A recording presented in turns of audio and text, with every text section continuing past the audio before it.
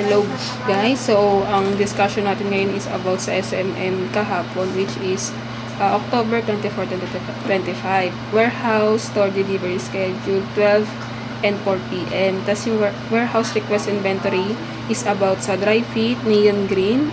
Ang sizes is extra small, small, medium, large, XL, 2XL. Wala tayo nung stock dito. Tapos sa dry fit aqua blue, extra small, small, medium, large, XL, 2XL. Meron lang is yung sa extra small 5, sa medium 2, sa large 5, tapos sa XL 3. Tapos sa slow moving item natin, meron tayo yung mga mugs. Una dyan yung inner mugs. May inventory tayo na 1,576 sa Sauyo tsaka sa Felix. Yung color available is 10.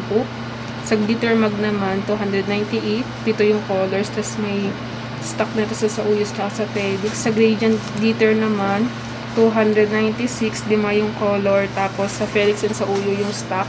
Sa enamel mug naman, 606. Tapos yung color available is 5. And sa Felix and sa Uyo yung stock. Tapos may TIT print guidelines na tayo, which is ito. Ito na ipapakita natin sa customer natin para hindi tayo magkaroon ng kaguluhan.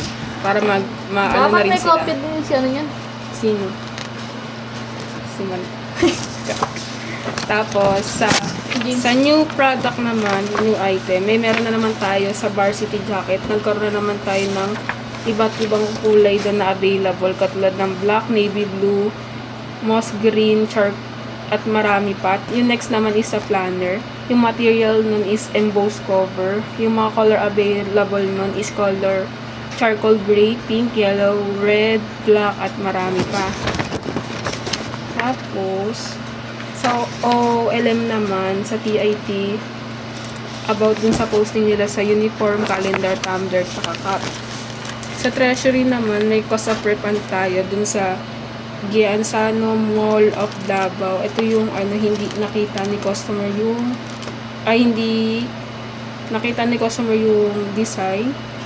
Di nila tinawagan si customer about dun na nakapag na pala sila ng nakapag-send na sila. Dapat pag ganun na hindi natin ma-reach out si customer, kailangan nating tawagan sila para iwas tayo sa refund. Tapos dito naman sa Manila, yung refund naman dito is hindi na gusto ni customer yung texture ng tela natin sa towel, kaya ni-refund niya. Pero yung ginawa na lang i-service na lang yun sa atin. Sa customer complaint naman, due to satisfied and getting late. Sa sa embroidery.